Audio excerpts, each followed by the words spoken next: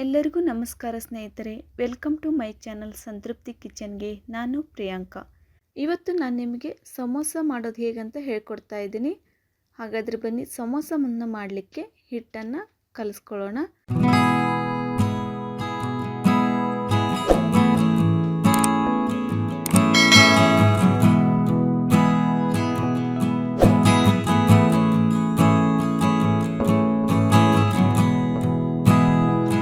ಮೊದಲಿಗೆ ಒಂದು ಪಾತ್ರೆಯನ್ನು ತಗೊಂಡು ಅದಕ್ಕೆ ನಾನು 2 ಕಪ್ ಆಗುವಷ್ಟು ಮೈದಾ ಹಿಟ್ಟನ್ನು ಹಾಕ್ತಾ ಇದ್ದೀನಿ. ಸ್ವಲ್ಪ ಓಂ ಕಾಳು ಅಂದರೆ ಅಜ್ವಾಯಿನನ್ನು ಕೈಯಲ್ಲಿ ಸ್ವಲ್ಪ ಪ್ರೆಸ್ ಮಾಡಿ ಈ ಥರ ಹಾಕ್ತಾ ಇದ್ದೀನಿ. ಈ ಥರ ಮಾಡೋದ್ರಿಂದ ಅಜ್ವಾಯಿನ ಘಮ ಚೆನ್ನಾಗಿ ಬರುತ್ತೆ. ಹಾಗಾಗಿ ಇದನ್ನೆಲ್ಲ ಹಾಕಿದ ನಂತರ ಸ್ವಲ್ಪನೇ ನೀರು ಹಾಕ್ಕೊಳ್ತಾ ಹಿಟ್ಟನ್ನು ಕಲಿಸ್ಕೊಳ್ತಾ ಹೋಗಬೇಕು. ಒಂದೇ ಸರಿಗೆ ಜಾಸ್ತಿ ನೀರನ್ನು ಹಾಕ್ಕೊಳ್ಕೋಬೇಡಿ, ಹಿಟ್ಟು ನೀರಾದರೆ ಸರಿಯಾಗಂಗಿಲ್ಲ. ಹಾಗಾಗಿ ಸ್ವಲ್ಪನೇ ನೀರನ್ನು ಹಾಕ್ಕೊಂಡು ಚೆನ್ನಾಗಿ ಕಲಿಸ್ಕೊಳ್ಳಿ.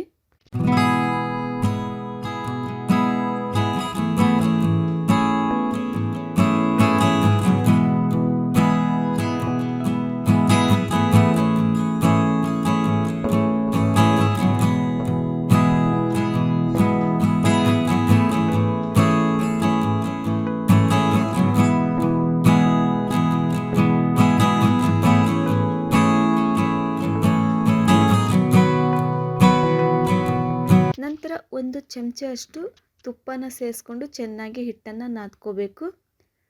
ಎಲ್ಲ ಚೆನ್ನಾಗಿ ಹಿಟ್ಟನ್ನು ನಾದ್ಕೊಂಡ ನಂತರ ಕೊನೆಯಲ್ಲಿ ಸ್ವಲ್ಪ ಅಡುಗೆ ಎಣ್ಣೆಯನ್ನು ಹಾಕಿ ಚೆನ್ನಾಗಿ ಮಿಕ್ಸ್ ಮಾಡ್ಕೊಳ್ಳಿ. ಹಿಟ್ಟನ್ನು ನೋಡಿ ಈ ಥರ ಚೆನ್ನಾಗಿ ಮಿಕ್ಸ್ ಮಾಡಿಕೊಂಡು ಈ ಹದಕ್ಕಿದ್ರೆ ಸಾಕು.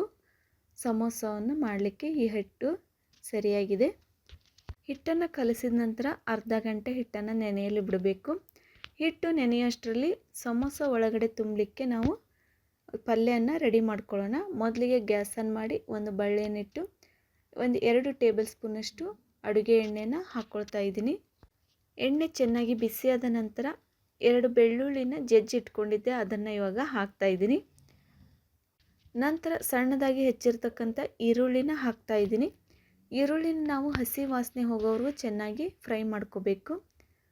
ಈರುಳ್ಳಿ ಚೆನ್ನಾಗಿ ಫ್ರೈ ಆದ ನಂತರ ನಾನು 3 ಆಲೂಗಡ್ಡೆನ ಬೇಯಿಸಿ ಸ್ಮ್ಯಾಶ್ ಮಾಡಿ ಇಟ್ಕೊಂಡಿದ್ದೆ, ಅದನ್ನು ಇವಾಗ ಹಾಕಿ ಚೆನ್ನಾಗಿ ಮಿಕ್ಸ್ ಮಾಡ್ಕೊಳ್ತಾ ಇದ್ದೀನಿ. ಎಲ್ಲ ಮಿಕ್ಸ್ ಆದ ನಂತರ ಬೇಯಿಸಿರ್ತಕ್ಕಂಥ ಬಟಾಣಿನ ಹಾಕ್ತಾ ಇದ್ದೀನಿ. ಬಟಾಣಿನೂ ಹಾಕಿ ಸಹ ಚೆನ್ನಾಗಿ ಮಿಕ್ಸ್ ಮಾಡಬೇಕು. ನಂತರ ಅರಿಶಿನ ಪುಡಿ, ನಿಮ್ಗೆ ಎಷ್ಟು ಖಾರ ಬೇಕು ಅಷ್ಟು ಅಚ್ಚ ಖಾರದ ಪುಡಿನ ಹಾಕ್ಕೊಳ್ಳಿ. ಎರಡನ್ನೂ ಹಾಕ್ಕೊಂಡು ಚೆನ್ನಾಗಿ ಮಿಕ್ಸ್ ಮಾಡಿಕೊಂಡು ನಂತರ ರುಚಿಗೆ ತಕ್ಕಷ್ಟು ಉಪ್ಪನ್ನು ಸೇರಿಸ್ಕೊಳ್ರಿ. ಉಪ್ಪನ್ನು ಸೇರಿಸ್ಕೊಂಡು ಚೆನ್ನಾಗಿ ಮಿಕ್ಸ್ ಮಾಡಬೇಕು. ಕೊನೆಯಲ್ಲಿ ಸಣ್ಣದಾಗಿ ಹೆಚ್ಚಿರ್ತಕ್ಕಂಥ ಕೊತ್ತಂಬರಿ ಸೊಪ್ಪನ್ನು ಸೇರಿಸಿದರೆ ಇವಾಗ ಪಲ್ಯ ರೆಡಿಯಾಗಿದೆ ಅಂತ. ಇವಾಗ ಸಮೋಸವನ್ನು ಹೇಗೆ ಮಾಡೋದು ಅಂತ ನೋಡ್ಕೊಳ್ಳೋಣ. ಮೊದಲಿಗೆ ನಾವು ಕಲಿಸಿರ್ತಕ್ಕಂಥ ಹಿಟ್ಟು ಇವಾಗ ಚೆನ್ನಾಗಿ ನೆಂದಿದೆ. ನೋಡಿ ಇವಾಗ ಎಷ್ಟು ಚೆನ್ನಾಗಿ ನೆಂದಿದೆ ಅಂತ. ಹಿಟ್ಟನ್ನು ನಾನೀಗ ಚಪಾತಿ ಒಂದು ಉಳ್ಳೆ ಮಾಡ್ತೀವಲ್ಲ ಅಷ್ಟು ಹಿಟ್ಟನ್ನು ತಗೊಂಡು ಲಟ್ಟಣಿಗೆಯಿಂದ ಇದನ್ನು ನಾನು ರೌಂಡಾಗಿ ಲಟ್ಟಿಸ್ಕೊಳ್ತಾ ಇದ್ದೀನಿ. ನೋಡಿ ಈ ಥರ ಚೆನ್ನಾಗಿ ಹಿಟ್ಟು ಹಾಕಿ ಅಂಟ್ಕೊಳ್ಳದೆ ಇರೋ ಥರ ಲಟ್ಟಿಸ್ಕೋಬೇಕು.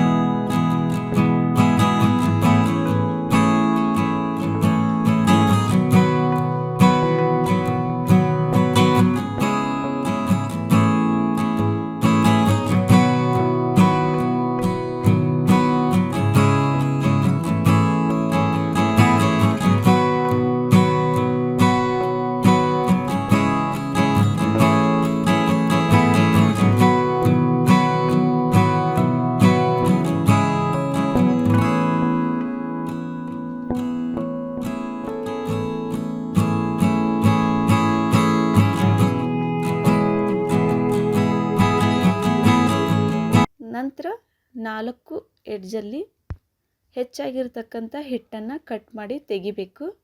ನೋಡಿ ಈ ಥರ ಚೆನ್ನಾಗಿ 4 ಸೈಡು ಹಿಟ್ಟನ್ನು ತೆಗಿಬೇಕು. ಇದು ಚೌಕಾಕಾರವಾಗಿ ಬರಬೇಕು. ನೋಡಿ ಇವಾಗ ಬಂದಿದೆ. ಇವಾಗ ಮಧ್ಯಭಾಗದಲ್ಲಿ ನಾವು 2 ತುಂಡುಗಳನ್ನಾಗಿ ಮಾಡ್ಕೋಬೇಕು.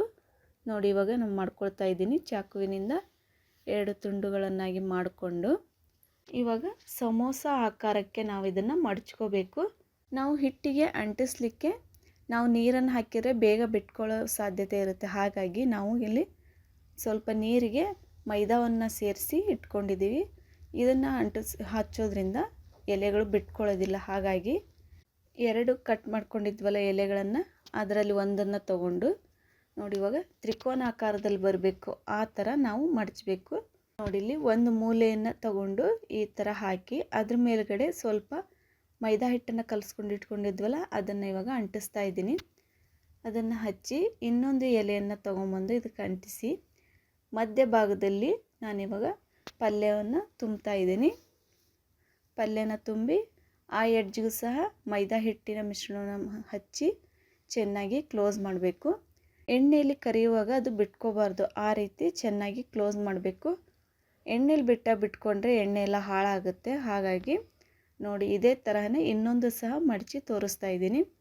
ಮೊದಲಿಗೆ ಒಂದು ಎಡ್ಜನ್ನು ತಗೊಂಡು ಅದಕ್ಕೆ ಮೈದಾ ಹಿಟ್ಟಿನ ಮಿಶ್ರಣವನ್ನು ಹಚ್ಚಿ ಇನ್ನೊಂದು ಎಡ್ಜಿಂದ ಅದನ್ನು ಕ್ಲೋಸ್ ಮಾಡಿ ಮಧ್ಯಭಾಗದಲ್ಲಿ ಪಲ್ಯವನ್ನು ತುಂಬಿ ಆ ಎಡ್ಜನ್ನು ಸಹ ಮೈದಾ ಹಿಟ್ಟಿನ ಮಿಶ್ರಣವನ್ನು ಹಚ್ಚಿ ಕ್ಲೋಸ್ ಮಾಡ್ತಾ ಇದ್ದೀನಿ.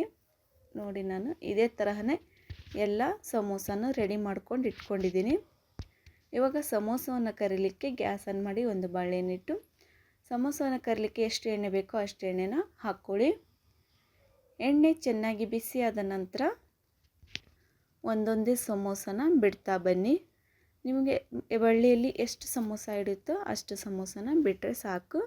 ಅದಕ್ಕೆ ಬೇಯಲಿಕ್ಕೆ ಜಾಗ ಇರಬೇಕು. 2ರಿಂದ 3 ಸಮೋಸನ ಬಿಟ್ಟು ಬೇಯಿಸಿದರೆ ಸಾಕು. ನಂತರ ಬೇಯಿಸುವಾಗ ಗ್ಯಾಸನ್ನು ನಾವು ಮೀಡಿಯಮ್ ಫ್ಲೇಮಲ್ಲೇ ಇಟ್ಟು ಬೇಯಿಸಬೇಕು. ಒಳಗಡೆ ನಾವು ಪಲ್ಯವನ್ನು ತುಂಬಿರೋದ್ರಿಂದ ಇದು ಚೆನ್ನಾಗಿ ಬೆಂದರೆ ಚೆನ್ನಾಗಿರುತ್ತೆ. ಹಾಗಾಗಿ ಈ ಥರ ಮೀಡಿಯಮ್ ಫ್ಲೇಮಲ್ಲಿಟ್ಟು ಒಂದು 4ರಿಂದ 5 ನಿಮಿಷ ಬೇಯಿಸಿದರೆ ಸಾಕು, ಬೇಯುತ್ತೆ.